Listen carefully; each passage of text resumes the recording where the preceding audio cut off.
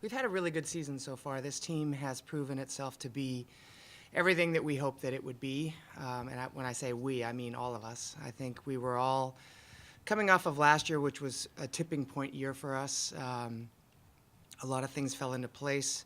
And I think there was a little bit of trepidation from the athletes themselves about whether or not we could sustain that, because we lost some key leaders on the team. But I think what we've come to see is that not only have those leaders set their teammates up well for the challenges that we faced this year, the people that decided to step up have done a magnificent job of it. And so we really are, I think, the best we've ever been. I think we're the strongest we've ever been. I know we're the fittest we've ever been. And this team is just a joy to work with. It's a joy to be a part of. And that's showing itself out there on the water. You know, rowing is one of those, it's a racing sport, obviously. It's not a game. And so there's got to be a good reason to suffer as much as these guys do. And, you know, glory is relative, right? I mean, you don't see their pictures on the front pages of any sporting sections, and there probably aren't as many people watching this webcast right now as maybe Coach Guard would get, but for them it's everything, and a lot of that is team, and the women that they sacrifice themselves with every day is huge. And so the trust that they have with each other, the pride that they have with each other, and the fact that they are learning that it's really fun to be the predator and not the prey. It's just been really fun to be a part of this group, and I think we're just now starting to see how fast we can be even this year. Thank you. We'll go questions, Kevin. How much of that is the rowers themselves taking, them taking the responsibility of making you say the things you just said? How much does that put your mind at ease that, they are handling their business, without you having to tell them, or, that they understand what's at stake? All of it. Our jobs as coaches are to set the framework for them. We try to pave a really great road for them and have it be as direct to the finish line they're looking for as possible, but it's absolutely up to them to set themselves up for that. We are with them, anywhere from 2 to 4 hours a day. That leaves a lot of hours for them to do what they're going to do away from the coaches. And that was a big part of the turning point last year, was they decided that they wanted to be good. And the only thing that was really keeping them from being good was themselves and their teamwork and their commitment to each other above themselves, which, it's just such a wonderful thing to see, because that's really hard. And especially with this type of athlete who is, generally type A, really highly motivated, very driven for success, to be able to sort of say, what is the best thing for my team? Maybe I'm not going to get to sit where I want to sit, but that's okay, because I'm going to be pushing that boat. If the coaches think that, and the data has shown that somebody else is going to be faster than me and help that boat go faster, I'm okay with that, and I'm going to push from wherever I can be. That's huge, and that's special, and it sounds like it shouldn't be that big a deal, but it is. And, what I saw this weekend was them stepping up. Everybody that was there was stepping up. The women that stayed here and didn't get to travel, there was no moping around. They were working hard here. They were sending us the results of the stuff they were doing here. They were watching the live stream and cheering their boats on from the Porter Boathouse. We are a team, and we are, the quintessential Badger team. We sent out a YouTube video to them on Saturday night that was a single Badger spending 5 days, 24 hours a day, burying a cow carcass. And no one had ever seen that before. And here's this Badger just working night and day to bury this carcass. And he finishes burying the carcass and he just goes, got it. And it's like, that's us. We're just going to work and work and work and work and work and get the job done. And when the job's done, we're going to be all right. Next. And that's where we are. Brandon? You had your fingers crossed there on Mendota, or just how excited are you, hopefully, to be able to race on Mendota? Oh, it's awesome. It's the best. We have a beautiful race course up at Devil's Lake, and that's wonderful. But to be able to race at home with our fans up in the boathouse, up on the balcony at the boathouse, and out on the docks, and people out at the terrace and along the path, it's our home. We get to represent. We get to race at home, and we're really excited about that. And it looks like it's going to be okay, but we never get too excited. Lake Mendota's in charge, and we're very cautiously, somewhat optimistic that we'll get to race here. We'll find a way. Wherever we have to go, we will, because that's what we do.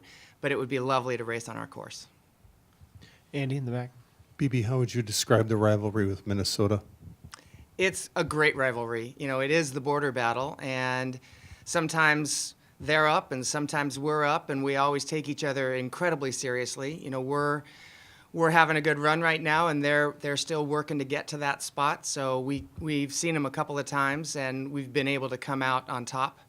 I expect it to be a fantastic competition every time we race them. Coach Davis is a great coach, and she's going to do everything she can to take that burning blade home with her, and we're going to do everything we can to keep it right in the coal center where it belongs.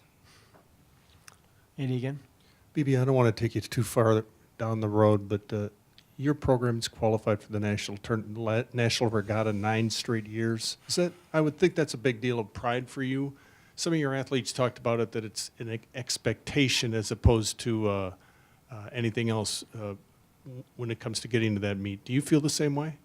I have an expectation of our level of performance, and we have been able to meet that for the past 9 years. And so as you said, we work hard to not get too far down that road, because it is absolutely in our hands.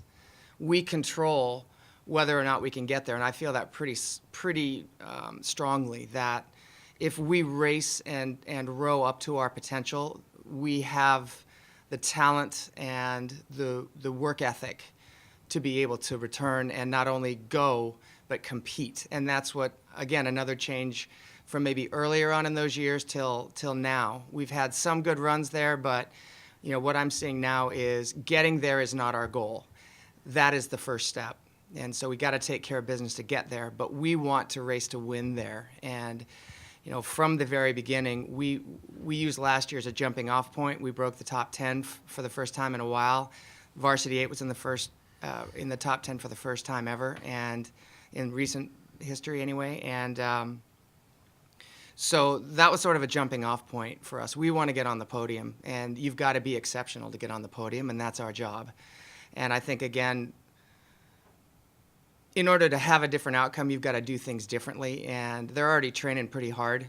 So it's not about training plan, but it's the way they go about the training plan and what their expectations are of each other and how well they are able to do their jobs. Even though this is a racing sport, everybody has a job to do in the program. And so if each of them keeps track of their jobs and does their job and doesn't worry about anybody else's job, things are going to go really well. And that's what we're learning. We don't have as much water time as a lot of other teams. We use that to our advantage. It does mean we have to learn on the run, and we have to learn on the race course instead of doing a lot of that learning in practice. And I think we're doing a good job of that. This weekend was a great example. We had 3 really good races.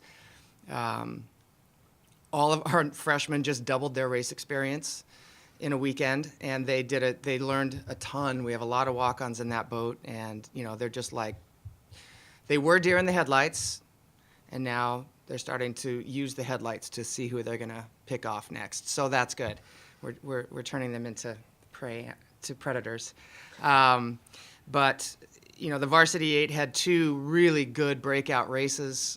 We took a little bit of a step back on Sunday morning in the way they executed the race, but that was because we asked them to do something new and different, and they learned from it. So it was a step back in finish order maybe, but definitely not a step back in our level of expectation and how we know we're going to do. Over here, Paul. Can you talk a little bit about trophies this weekend? Yeah. Especially in men's rowing, you see trophy races all over the place. You Yeah. don't see it as much in the women's side, but maybe talk about, not that there's a huge history, but the Burnin' Blade is a unique name for a trophy. And Yes. even the Hammer, I think you guys race for with the Yes. novices. Talk about those a little. Well, and there was a trophy also that I should mention that we won this past weekend, which was the breakout boat. And basically all the coaches voted, and there were about 100 boats, individual boats racing at this regatta this weekend.